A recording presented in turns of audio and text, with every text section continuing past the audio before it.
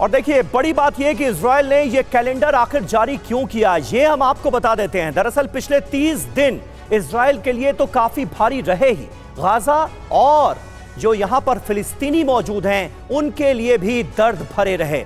7 अक्टूबर सुबह 6 बजे 1500 से ज्यादा हमास लड़ाके इजराइल के अंदर दाखिल होते हैं, बॉर्डर पर लगी फेंसिंग को तोड़ते हुए हमला करते हैं। इजराइल में करीब 1400 लोग मारे गए।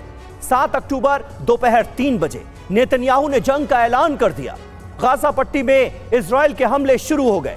9 अक्टूबर इजरायली पोस्ट पर हिजबुल्लाह के हमले शुरू हो जाते हैं और लेबनान बॉर्डर का इस्तेमाल किया जाता है। लेबनान बॉर्डर भी सुलगने लगता है। इजरायली फोर्स के साथ एक तरह की जंग यहां भी शुरू हो जाती है। 10 अक्टूबर गाजा की पूरी तरह से घेराबंदी कर दी जाती है। बिजली, पानी, राशन की सप्लाई रोक दी जाती है, काट दी जाती है। 17 अक्टूबर 2023 ये अब तक के युद्ध में जो अहम पड़ाव आए हैं वो हम आपके सामने रख रहे हैं।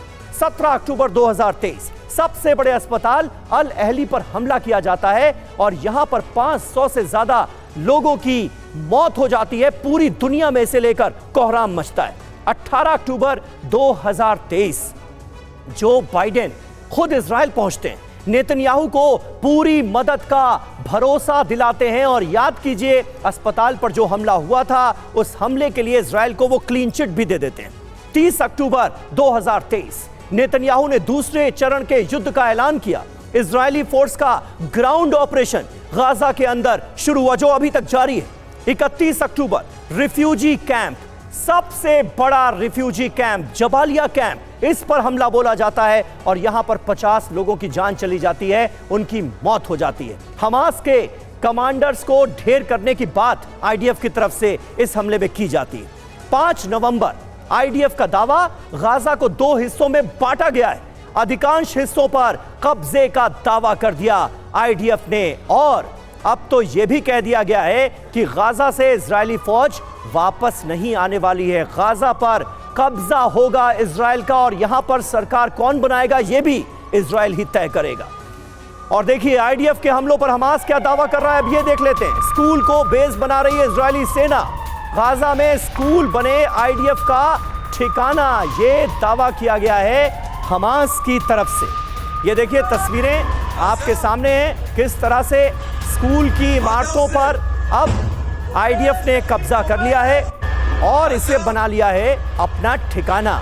आईडीएफ के जो तमाम हमले इस वक्त गाजा में हो रहे हैं अलग अलग इलाकों में और अलग अलग इमारतों पर, उसके बाद हमास ने ये तस्वीरें जारी करके दावा किया है।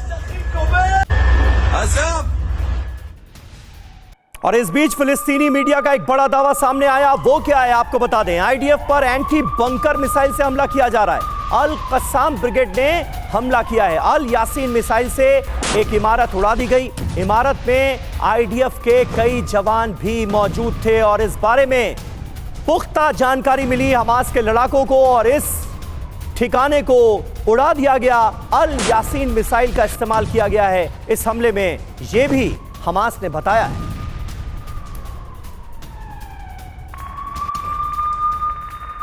और अगली बड़ी खबर, अल कुद्स अस्पताल के पास आईडीएफ के हमले हुए हैं। गाजा शहर के पश्चिमी इलाके में अटैक की खबर सामने आ रही है और ये देखिए तस्वीरें, बिल्कुल अल कुद्स अस्पताल के पास ये हमला हुआ और इसकी वजह से अस्पताल के एक हिस्से में भी आग लग गई।